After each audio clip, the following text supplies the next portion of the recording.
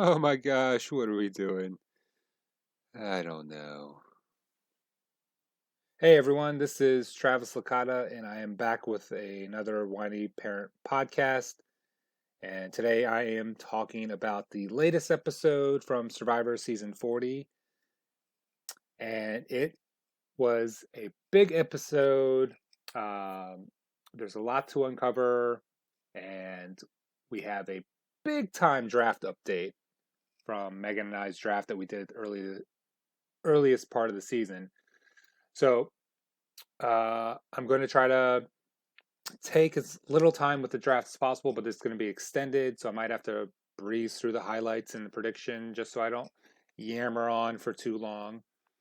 Um, so I want to dive right into it. So we'll do a draft update. I'll give you my three top highlights, and we'll do a prediction. Okay, going into this episode, Megan was up 4 points to 1 point, and we give points for we lose 3 points for the first boot. You get a point if you have the most confessionals in an episode. You get a point for finding an idol, a point for correctly playing an idol. And this week's episode was big time because if you made the merge, you got a point. If you came back from EOE, you won a point. If you won individual immunity, you won a point. So, quick breakdown. Megan's team is called Anything You Can Do, I Can Do Better. She's been right all season. She's right most of the time anyway. So her team consisted of Danny, Yule, Wendell, Kim, Ben, Sophie, Ethan, Nick, Queen Sandra, and Adam. My team, My Wife Is Right, Jeremy, Tyson, Michelle, Boston Rob, Parvati, Billionaire Natalie, Amber, Denise, Tony, and Sarah. So going into this episode, Megan had more players, one more player than me. Um, so she earned 6 points for people making the merge, which was Wendell, Kim, Ben, Sophie, Nick, and Adam. So that bumped her score up from 4 points to 10 points. I hit the magic hour. I earned 8 points this week. So people that made the merge: Jeremy, Michelle, Denise, Tony, Sarah, that's 5 points. Then I got a point for Tyson re-entering the game. And then Jeremy and Denise both won individual immunity, so they each got a point for me. So now, from what was 4-1, a 3 point lead, is now 10-9 in favor of Megan's team. So for most of the season, I've been in the red. I was at minus something up until I think 2 weeks ago. So huge week. That's the huge surge for me. And then I think it's just going to be really interesting to see how the rest of the season plays out. So uh, that's the draft update. Megan is still winning. Not a surprise. I'm just surprised on how much. I think we both forgot about the the merge points that were coming up. So quite a surge of points. And so let's go on to highlights. Um, I think my first highlight is Tyson coming back into the game and not being a target. Okay, yes, the challenge was fun to watch. Um, I'm not going to talk about the reasoning of Natalie and Rob not using all their fire tokens to get as many advantages as possible. They made a decision that they thought was best for their game because they felt like if they get back in the game, they're going to need an idol. That's not my frame of mind. I've never played this game. I would have used everything to get back in the game, period. Uh, but Tyson coming back into the game, and what we saw on TV, he was not even considered as a target. And that's similar to last week where Michelle was seemingly not an option um, when Yule was voted off. So I think that either that highlights the connections that Tyson is coming back into, to where he had some type of, I guess, crew that could protect him, or it was everyone realizing that there's another week, there's still time to get him out. So I don't know, but him coming back in and not being a target, it says something. I'm just not sure what it says. Does it say that the people in the game are not going to vote for someone from EOE and that's why he's not considered a target? Is it because he has people that want to use him as a shield? Is it because he's charismatic and people want to hang around him and they wanted to blindside someone else? Okay, let's jump to highlight number two. Um, Jeremy and Denise both winning individual immunity and protecting them from the merge boot. That challenge, I can't imagine being up there and trying to hang on.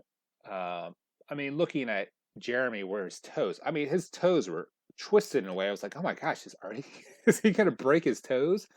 Um, and then you have that memorable back and forth. Like it's Nick smiling ear to ear and Jeremy just having nothing to do with it and having this stare down, don't look at me, don't talk to me, you better be afraid of me expression on your face. So it's clear.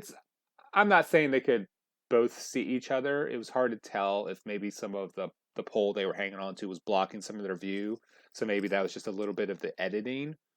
Um, but that was just fun to see. I mean, I enjoyed it. I thought that was fun.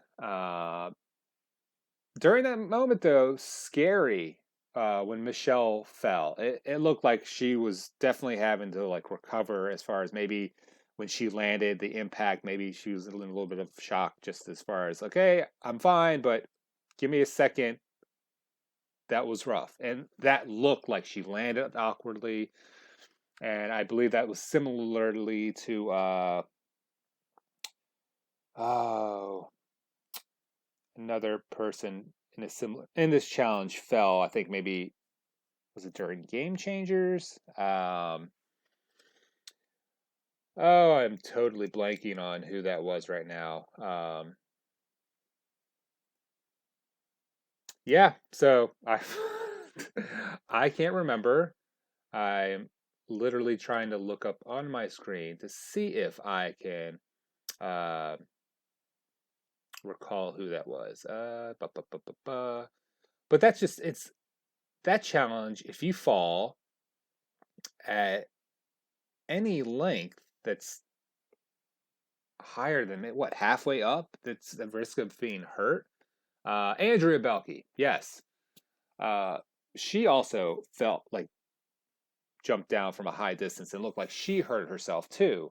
Um, so it's a scary challenge just for the simple fact that if someone falls, there is a risk there. So seeing Michelle land awkwardly made me think of the previous challenge where Andrea uh, also looked like she might have hurt herself at the time of the fall. Okay, as I will now ramble on to highlight three. Denise's story of knocking off Queen Sandra. I felt pretty great about her position in the game before that moment. Will it have a significant impact on her game moving forward? I don't know, but was she going to be the target if she didn't win immunity? Um, so that was really like if you're a Denise fan, I it's hard to say that now that that story's out there, is she now further up the list on people's minds on who needs to get out sooner than later? Um, so I just feel like there's probably no way of getting around that story. Was there a way to possibly tone down the story? Would there have been a way to maybe act nonchalant about it? It's like, hey, I just did what I had to do. So it's hard to say moving forward if that's going to impact your game. But okay, so Tyson coming back into the game, not being a target. Jeremy and Denise both winning individual immunity. And Denise's telling at the merge feast of knocking off Sandra. All right, prediction for next week. As always, I have no idea what's going to happen. it, so, I mean, I think Survivor, generally speaking, does a pretty good job um, at least for me, not knowing what's going to happen once you get to the tribal council. Um, I will say, I think that either Nick or Tyson will have a big part of next week's episode. Nick voted off Tyson, and then Tyson gave him his fire token. So with Nick and Michelle being blindsided by the Wendell vote off, will Nick try to reconnect with Tyson if he believes that token was perhaps an olive branch of sorts? If that does happen, will Tyson use that to throw Nick under the bus, or will he look at it as an opportunity to possibly swing a couple of votes towards a player that he wants out of the game? So I think that could be quite compelling if that narrative is built into next week's episode. Um, Now, this past week's episode also showed Jeremy in a position of, he said he doesn't want to be the one seen to be leading the charge. But the episode was framed in a way that made it seem like he was steering the vote uh, either for someone or away from Wendell. And my concern, will that come back against him next week? Jeremy's my winner pick.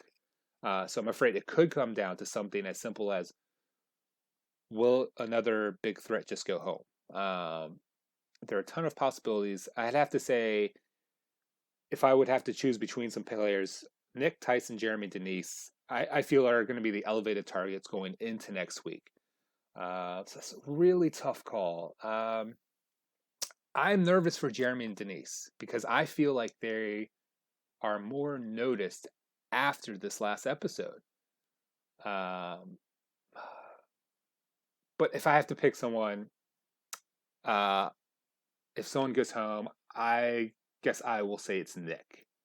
Um, Not a lot of sincerity behind that pick.